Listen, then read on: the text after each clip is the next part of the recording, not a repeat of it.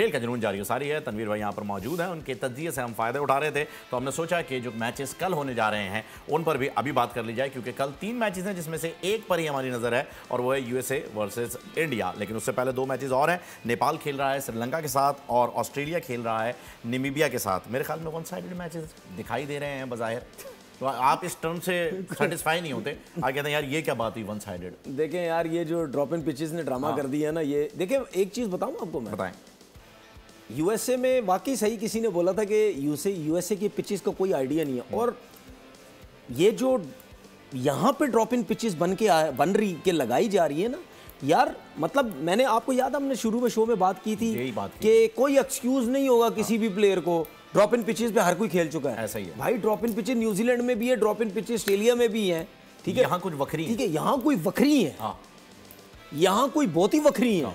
मतलब किसी के पल्ले ही नहीं पड़ रहा बॉल किधर जा रहा है, 2 पेस। अच्छा मैं आपको बताता हूँ वखरी क्यों पड़ रही है। क्यों? अगर ये अनइवन सिलसिला खत्म हो जाए ना, फिर भी आप मैनेज कर जाओगे। तो ये 2 पेस इसी वजह से हो रहा है।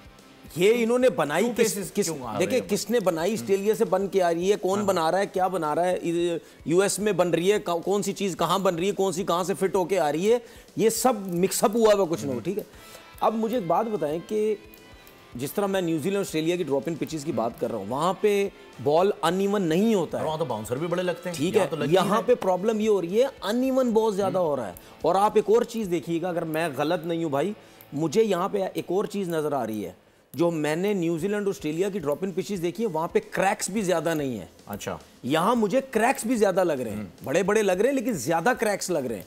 अब शायद इन क्रैक की वजह से गेंद ऊपर नीचे इधर उधर जा रहा है। अभी आपने देखा कि हारिस रऊफ ने इसी मैच में एक बाउंसर करवाया, रिजवान के ऊपर से चला गया। उसके बाद आपने उसका इशारा देखा कि यार ये क्या हुआ, यहाँ ऊपर चला, इतना ऊपर कैसे निकल गया। ठीक है, इस किस्म की चीजें हो रही है, कुछ समझ नहीं आ रही। यही रीजन है बाउंसर्स भी कम देखने में आ रहे हैं, वरना इस पे तो टिका टिका के बाउंसर पड़ते हैं। नहीं आते भी है। और आप एक और चीज देखो कि बाउंसर जो है ना, वो मतलब पिक नहीं हो रहे, वो एक नॉर्मल हाइट से ऊपर आ रहे हैं, जिसकी वजह से कभी बैट्समैन के ग्लव्स पे लग रही है, कभी वो लेफ्ट कर रहा है, कभी उसके बल्ले पे नहीं आ रही।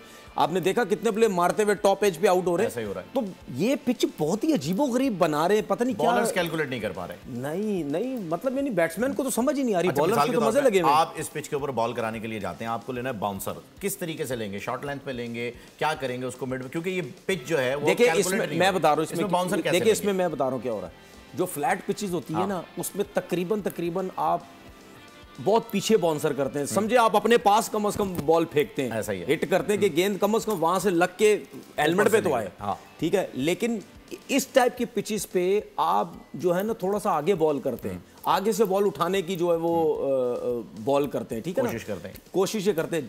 जिस जगह पे बैट्समैन समझता है इस जगह से बॉल आएगी और मैं आके रोक लूंगा, इसको शॉट खेल दूंगा, उस जगह से बॉल आगे आता है, ऊपर आ जाता है बॉल, जिसकी वजह से बैट्समैन को समझ नहीं आती वो लेकिन क्या करे। ऐसा नहीं हो रहा, यहाँ ऐसा नहीं हो रहा। यहाँ तो अभी वही रिजवान वाली बात, वो ऊपर से इतना निकल गया कि बॉलर ही परेशान गया, ये क्या हुआ है, मैंने तो ये किया ही नहीं। अब उसने थोड़ा सा बॉल पीछे किया था, वो ऊपर से ही निकल गया, हालांकि वो समझ रहा था कि यार ये सर पे आएगा, इसको मारने जाएगा। तो यहाँ देखिए बॉलर्स के लिए इतनी ज्यादा प्रॉब्लम नहीं है, बैट्समैन के लिए तो प्रॉब्लम स्टक होकर रह गया है ना। बॉलर एक्सपोज नहीं हो रहे, यहाँ बैट्समैन एक्सपोज हो रहे हैं कि यार तुम क्या करने के लिए आए हो। बॉलर्स के लिए तो हम हमेशा से एक सॉफ्ट कॉर्नर मेरे ख्याल से रहता ही है कि यार बेचारे क्या डिफेंड करते, तुमने बनाया इतना कम स्कोर, थोड़ा या स्कोर ज्यादा कर लेते, बॉलर ने इतने में रोक लिया था। जो आपने वो जो पिच देखते हैं ना, जब ये बताते हैं उसके ऊपर लिखा रिपोर्ट आती है, फ्रंट मतलब फ्रंट फुट वाली ये जगह है, गुड लेंथ ये है, शॉर्ट डिवाइड करते हैं पूरा, तो वो इतने मीटर्स पे शॉर्ट है, इतने मीटर गुड लेंथ है। वो जो शॉर्ट एरिया होता है ना, वो एक नॉर्मल पिच के हिसाब से इन्होंने बताया हुआ है कि यार ये शॉर्ट एरिया है, यहाँ पे आप बॉल करोगे तो शॉर्ट बॉल जाएगी, इस तरह कुछ होगा। लेकिन उससे थोड़ा सा आगे फास्ट बॉलर्स करने की कोशिश करते हैं कि वहां से बॉल किक होके ऊपर की तरफ आ रहा है, वो बैट्समैन को जो है वो समझ नहीं आ रही, मुश्किल हो रही है, वहां से प्रॉब्लम हो रही है। और बॉल जो है वो सीम भी जो है हो रहा है और साथ साथ स्विंग भी हो रहा है, सब कुछ हो रहा है। बॉल कुछ मेरे ख्याल में शायद ये बॉलर्स को भी नहीं पता चल रहा है कि वो करा क्या रहे हैं, ये बैट्समैन के साथ हो रहा है। बॉलर्स तो कर रहे हैं अपनी मर्जी से, ऐसा नहीं है। देखिए कुछ बॉल्स ऐसी होती हैं इस टाइप की पिचेस के ऊपर जहां बॉल सीम होता है या क्रैक्स बहुत ज्यादा होते हैं, उसमें आप करते तो आउट स्विंग है, ठीक है, सीम तो आपके आउट स्विंग पे जाता है, लेकिन लगने के बाद वो ज्यादा कट भी हो सकता है। कभी कभी ऐसा होता है कि बॉल आप आउट स्विंग करने जाते हैं, एयर में आउट स्विंग होता है, पिच पे लगने के बाद अंदर कट हो जाता है। कभी कभार ये भी होता है, घास थोड़ी सी होती है, क्रैक्स की वजह से हो जाता है।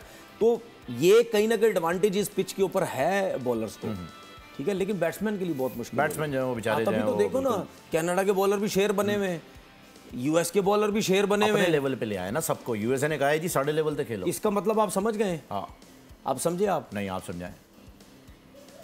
बैटिंग बॉलिंग पिच के ऊपर कोई सा भी बॉलर हो, चाहे अच्छा है चाहे हल्का है, वो एक ही जैसा हो जाता है जब बॉलिंग पिच होती है। और जब बैटिंग पिच होती है तो भी एक ही जैसा हो जाता है। मैं तो समझा था आपको समझ आ जाएगी। नहीं, मैंने कहा आप समझाएं सर, मेरी समझ में नहीं आया। नहीं, आपको मैं नहीं समझाऊंगा। हाँ, मुझे नहीं समझाएंगे। नहीं, जिनको समझाना था उनको समझा दिया। ओहो, समझने वाले समझ गए हैं, ना समझे वो अनाड़ी है, विच मींस कि शायद ये इनडायरेक्टली मुझे ही क्या कहना। नाज़रीन, ऐसी बात नहीं है, कह सकते हैं जी, कोई टेंशन नहीं। अब मुझे आपको कैसे बोल सकते? आपके साथ तो मैंने पूरा महीना गुजारना है यार। आज ना महीने बाद बोलेंगे। ये भी ठीक है। अच्छा, जो आपने गिफ्ट हैम्पर साइन करके देना है उसका सवाल मैं रिपीट करना ब्रेक के बाद भूल गया, तो बता दूं मैं। 2009 के T20 वर्ल्ड कप में सबसे ज्यादा विकेट लेने वाला खिलाड़ी कौन है? ए उमर गुल, बी शाहिद आफरीदी, सी मलिंगा और डी डेल स्टेनगन। ये अच्छा, ये बताइए। अच्छा, कल आपने जब सवाल पूछा था तो आपने बोला था कि भाई यहाँ कोई रन्स वगैरह भी इस तरह लिख दिया करो। हाँ। अच्छा होगा नहीं लिखा ना, बातों बातों वहाँ बता ही ना देना कहीं। हाँ, ये होता होगा, ये एग्जैक्टली ऐसा होता है कि पढ़ते पढ़ते बंदा क्या ही ना दे जी, कितने रन होंगे। अच्छा हो गया नहीं लिखा। बहुत बहुत शुक्रिया, वेल थैंक यू भाई टीम, बहुत शुक्रिया। अच्छा, मुझे बताएं, ये प्रोफेसर साहब का जो स्टेनगन लगा, मैं ये नहीं बोलूंगा मैं होस्टिंग कर सकता हूँ।